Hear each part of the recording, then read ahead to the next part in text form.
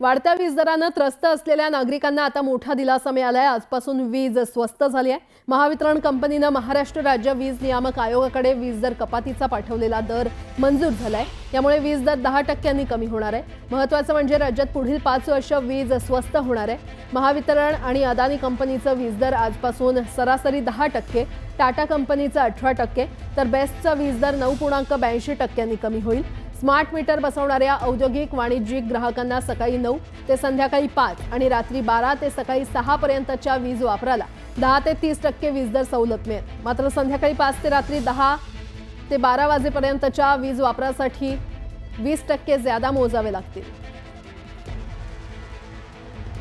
अंजली दमानिया यांनी धनंजय मुंडेंचे सहकारी राजेंद्र घनवट यांच्यावर गंभीर आरोप केले आहेत। राजेंद्र आणि पोपट घनवटांनी 11 शेतकऱ्यांच्या जमिनी लटल्या। 20 कोटी जमिनीचा 8 लाखात व्यवहार, तर मयत व्यक्तींना जिवंत दाखवून जमिनीचे व्यवहार करत बीडमधील शेतकऱ्यांचा छळ केला असा आरोप दमानिया यांनी केला।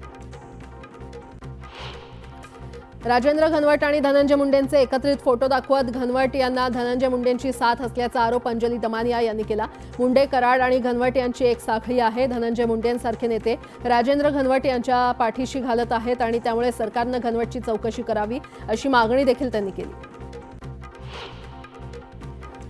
घनवटची दहशत एवढी की कोणी काही बोलत नाही। धनंजय मुंडे किती पोहोचले आहेत या सर्व गोष्टीतून समोर येते अशी टीका दमानिया यांनी केली आहे। त्यामुळे पीडितांचे सर्व व्यवहार बावनकुळेंना पाठवणार। पीडित शेतकऱ्यांना जमिनी परत दिल्या पाहिजेत अशी मागणी दमानिया यांनी केली। बीड जिल्हा कारागृहात मारहाणीच्या घटनेनंतर अक्षय आठवले, मनीष क्षीरसागर आणि ओंकार सवाई यांना नाशिकच्या कारागृहात हलवण्यात आलं। अक्षय आठवलेसह इतर दोघांना नाशिक कारागृहात पाठवण्यात आलं।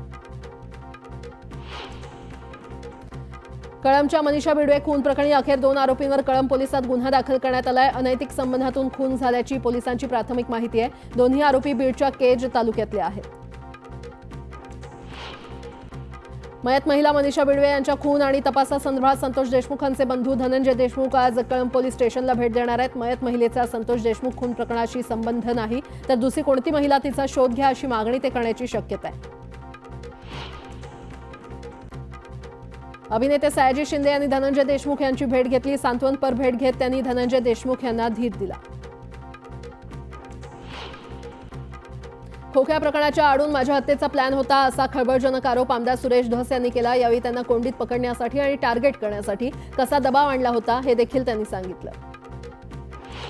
भाजप आमदार सुरेश धस यांनी वाल्मिक कराडवर आणखी एक आरोप केलाय। बीडच्या कारागृहात आकाकडे स्पेशल फोन आहे, तर कराडला स्पेशल ट्रीटमेंट दिली जाते असा आरोप धस यांनी केलाय।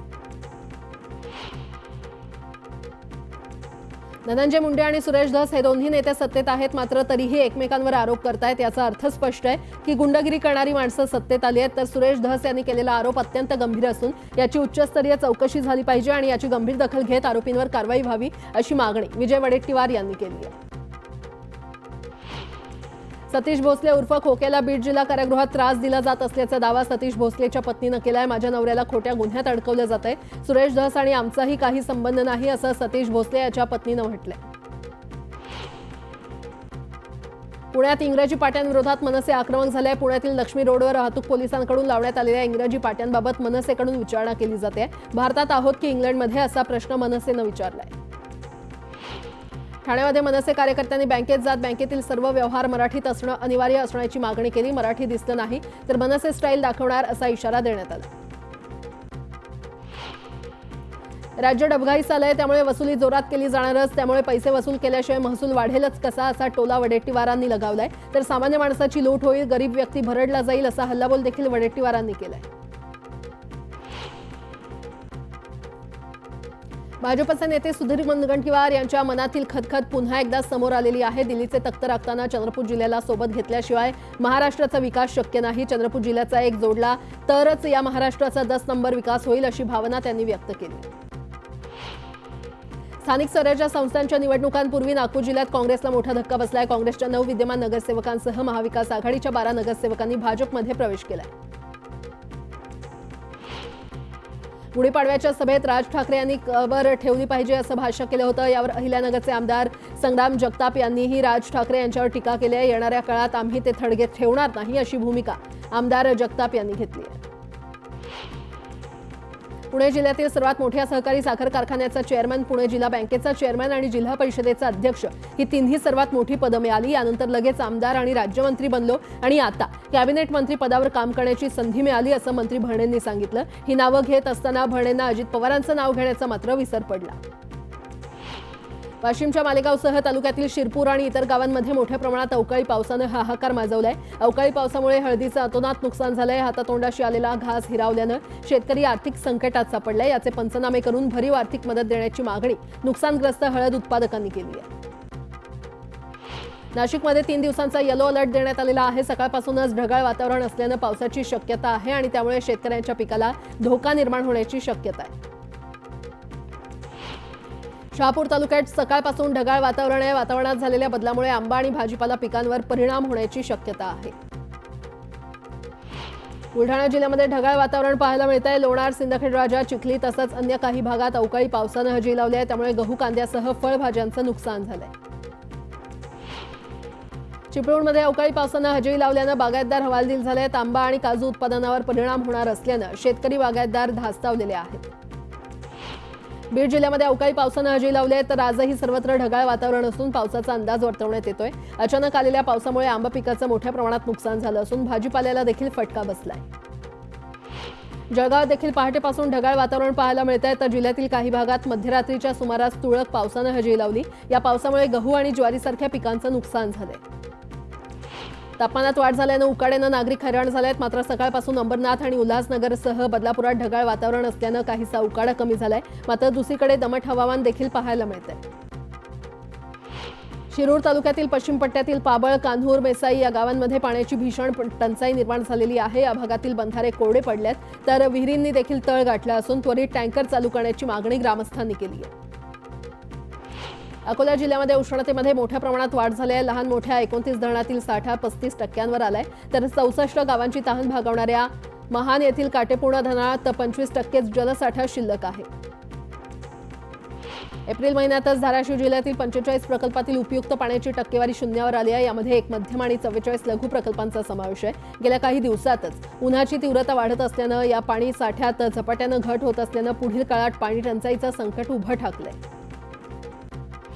मार्च महिना संपला असून आता एप्रिल महिन्याला सुरुवात झाली आहे. त्यामुळे कडक उन्हाळा जाणवू लागलाय. पनवेल पंचायत समितीतर्फे संभाव्य पाणी टंचाई निमित्त कृती आराखडा तयार केला असून 54 गाव वाड्यांमध्ये टँकरनं पाणी पुरवठा करण्याचा प्रस्ताव तयार केलाय. मनमाडमध्ये बहुजन समाज पार्टीच्या वतीनं धरणे आंदोलन करण्यात आलं. सोमनाथ सूर्यवंशीच्या मारेकऱ्यांवर कारवाई करण्याची मागणी आंदोलकांनी केली आहे.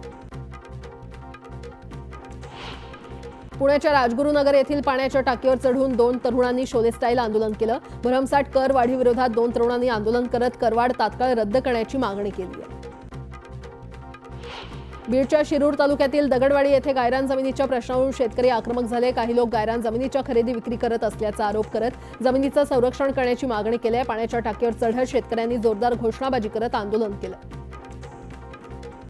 नाशिककरांसाठी आनंदाची बातमी आहे. नाशिकहून अयोध्येला विमानसेवा सुरू झाली आहे. नाशिकच्या ओझर विमानतळावरून 31 मार्चच्या मध्यरात्रीपासून प्रमुख 35 शहरांसाठी कनेक्टिंग विमानसेवा सुरू करण्यात आली आहे.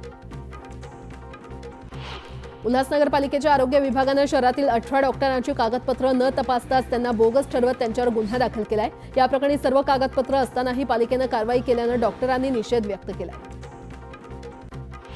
जळगाव जिल्ह्यातील काही भागांमध्ये वादळी वाऱ्यासह पाऊस पडला. या पावसामुळे जळगावच्या भडगाव, चाळीसगाव आणि पाचोरा परिसरातील शेतकऱ्यांचं काही प्रमाणात नुकसान झालंय. हातातोंडाशी आलेला घास हिरावल्यानं बळीराजा हताश झालाय.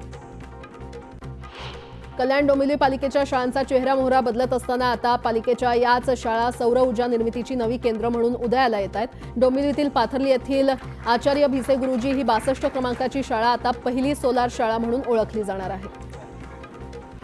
हिंगोली जिल्हा परिषदेच्या मुख्य कार्यकारी अधिकारीपदी नियुक्ती झालेल्या IAS अधिकारी अंजली रमेश यांनी पदभार स्वीकारला आहे. त्यांची मध्य प्रदेश राज्यातून महाराष्ट्रात बदली झाली आहे. चाळीसगाव शहरात मोकाट कुत्र्यांनी अक्षरशः धुमाकूळ घातलाय. शाळकरी मुलांसह वृद्धांना आणि रस्त्यावरून जाणाऱ्या नागरिकांना याचा त्रास सहन करावा लागतोय. यावेळी घरी परत राहणाऱ्या शाळकरी मुलीवर कुत्र्यानं हल्ला चढवत तिचा चावा घेतला. ही सर्व घटना CCTV मध्ये कैद झाली आहे. मोशी कृषी उत्पन्न बाजार समितीतील लाल बहादूर शास्त्री भाजी मंडईमध्ये भाज्यांची आवक वाढली आहे. शिमला मिरचीचे भाव वाढले असून शेवगा कारले यांचे भाव कमी झाले. अहिल्यानगर जिल्ह्यातील लोणी बुद्रुक येथील एका विवाहित महिलेनं अंगावर ज्वलनशील पदार्थ टाकत पेटवून घेत आत्महत्या केली आहे. उपचारादरम्यान तिचा मृत्यू झालाय. माहेरून पैसे आणण्यासाठी वारंवार मानसिक आणि शारीरिक त्रास देत मारहाण करणाऱ्या पतीसह सासू सासऱ्यांवर पोलिसांनी गुन्हा दाखल केलाय. अहिल्यानगर जिल्ह्यातील अनेक शेतकऱ्यांनी जिल्हा बँकेकडे कर्जमर्यादा वाढवण्याची मागणी केली होती. अहिल्यानगर जिल्हा बँकेनं शेतकऱ्यांना मोठा दिलासा देत कर्जमर्यादा 30,000 रुपयांवरून 40,000 रुपयांपर्यंत वाढवण्याचा निर्णय घेतलाय. नागपूर जिल्ह्यातील नरखेड नगर परिषदेत जलपुरवठा व्यवस्थेत असणाऱ्या त्रुटींमुळे नागरिकांना दूषित पाणी पुरवठा होतोय. दूषित पाण्यामुळे नरखेड शहरातील लहान मुलांसह नागरिकांच्या आरोग्यावर परिणाम होतोय. वारंवार तक्रार करून देखील पालिकेकडून कोणताही प्रतिसाद आलेला नाही. मुलुंडच्या म्हाडा कॉलनीमध्ये गोल्डन जॅकल अर्थातच कोल्ह्याचं दर्शन झालं. यावेळी वनविभागानं कोल्ह्याला पकडलं असून तो जखमी अवस्थेत आढळल्यानं त्याच्यावर औषध उपचार सुरू आहेत. बुलढाण्यात 25 ते 30 प्रवाशांना घेऊन निघालेल्या बसवर अचानक एका व्यक्तीनं हातोड्याच्या सहाय्यानं हल्ला केला. बसच्या काचा फोडल्यानं प्रवासी भयभीत झाले. त्यावेळी बस फोडणाऱ्यावर कारवाई होत नाही तोपर्यंत बस जागची हलणार नाही असा आक्रमक पवित्रा बस चालकानं घेतला. जळगाव जिल्ह्यातील तूर हमीभाव खरेदी नोंदणीला मुदतवाढ देण्यात आली आहे. 8 एप्रिलपर्यंत तूर खरेदी नोंदणीला मुदतवाढ दिल्यानं तूर उत्पादक शेतकऱ्यांना दिलासा मिळणार आहे. जळगाव जिल्ह्यामध्ये तापमानाचा पारा 40 अंश सेल्सिअसच्या पार गेलेला आहे. त्यामुळे विद्यार्थ्यांच्या आरोग्यावर उन्हाचा कुठलाच परिणाम होऊ नये याकरता शाळांच्या वेळापत्रकात बदल करण्याचा निर्णय घेतलाय.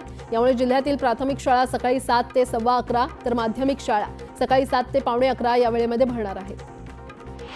गोंदिया जिल्ह्यातील जिल्हा परिषद शाळांमध्ये 783 शिक्षकांची पदं रिक्त आहेत तर 43 पदं मुख्याध्यापकांची रिक्त असल्यानं सहाय्यक शिक्षकांवरच अनेक शाळांचा कारभार सुरू असल्याचं दिसून येतंय. शिराळा पोलीस स्टेशनच्या वतीनं रस्ता सुरक्षा उपक्रम राबवण्यात आला. या उपक्रमांतर्गत बायपास रोड चौक ते पोलीस लाईन पर्यंतचा रस्ता सेफ स्ट्रीट म्हणून घोषित करण्यात आला. या अभिनव उपक्रमाचा शुभारंभ आमदार सत्यजित देशमुख यांच्या हस्ते संपन्न झाला. धाराशिव जिल्ह्यामध्ये उन्हाची तीव्रता वाढत असून वाढत्या उन्हापासून दिलासा मिळण्यासाठी लिंबू सरबत, रस आणि थंड पेयाचा आस्वाद घेण्यासाठी रसवंतीवर नागरिकांची गर्दी होते. मात्र दुसरीकडे लिंबाचे दरही वाढलेत. 250 रुपये किलोनं लिंब मिळाल्यानं सामान्यांच्या खिशाला कात्री बसली आहे. राज्यातील ऊसाचा गळीत हंगाम अखेरच्या टप्प्यात आलेला आहे. गाळप सुरू केलेल्या 200 पैकी 189 कारखान्यांनी गाळप संपवून धुराडी बंद केली आहे. मार्च अखेर 80 लाख टन साखर उत्पादन झालंय. गाळप साखर उत्पादन आणि उतार्यात कोल्हापूर विभाग आघाडीवर आहे. रत्नागिरी जिल्ह्यातील हर्णे बंदरात ड्रोनच्या माध्यमातून करडी नजर ठेवली जात असून बेकायदेशीर मासेमारी करणाऱ्या 256 बोट मालकांना मत्स्य विभागाकडून नोटीस पाठवल्यानं मच्छीमार धास्तावल्यात. शासनानं घालून दिलेले नियम मोडून हर्णे समुद्रात मासेमारी करणाऱ्या बोटींवर दंडात्मक कारवाई म्हणून नोटीस बजावण्यात आली. राज्य सरकारनं गोपीनाथ मुंडे शेतकरी अपघात सुरक्षा सानुग्रह अनुदान योजनेतील एकूण 2044 प्रस्तावांसाठी 40 कोटी रुपयांचा निधी मंजूर केला. यापूर्वी या योजनेतून 30 कोटी रुपयांचं वाटप करण्यात आलंय. त्यामुळे या योजनेसाठी एकूण 49 कोटी रुपये शेतकऱ्यांच्या वारसांना देण्याचा मार्ग मोकळा झालाय. इंदूर महानगरपालिकेनं आता रेशनच्या काळ्या बाजाराची माहिती देणाऱ्याला एक अनोखं बक्षीस जाहीर केलंय. सरकारी रेशनच्या काळ्या बाजाराची माहिती देणाऱ्यांना रोख बक्षीस आणि अयोध्येचं तिकीट दिलं जाणार आहे. देहूतील संत तुकाराम महाराज संस्थानच्या अध्यक्षपदी जालिंदर महाराज मोरे यांची निवड झाली. अध्यक्ष आणि विश्वस्त पदासाठी संत तुकाराम महाराज संस्थानच्या मुकुंद लालजी पित्ती धर्मशाळेत ही निवडणूक पार पडली. कोल्हापूर जिल्ह्यातून आर्थिक वर्षात मालमत्ता खरेदी विक्रीसह इतर मुद्रांकांच्या माध्यमातून 26 मार्च अखेर 514 कोटींचा महसूल शासनाच्या तिजोरीमध्ये जमा झालाय.